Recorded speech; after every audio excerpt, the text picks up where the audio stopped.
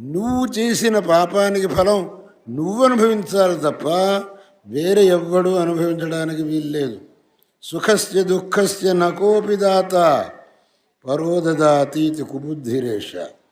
సుఖానికి దుఃఖానికి నువ్వు చేసే పుణ్యపాపాలే కారణమవుతాయి కానీ వేరే ఇంకోటివి నీకేం కారణం కావు.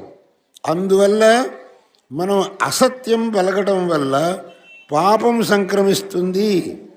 ఆ పాపం యొక్క ఫలంగా మనం దుఃఖం అనుభవించాల్సి వస్తుంది. ఎక్కువ మాట్లాడారంటే ఎక్కడ అబద్ధం నా నోటి నుంచి రావచ్చు.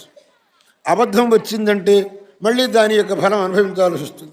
అందుకని వాళ్ళు చాలా మితంగా మాట్లాడేవాళ్ళు, సత్యాయ మిత భాషణ.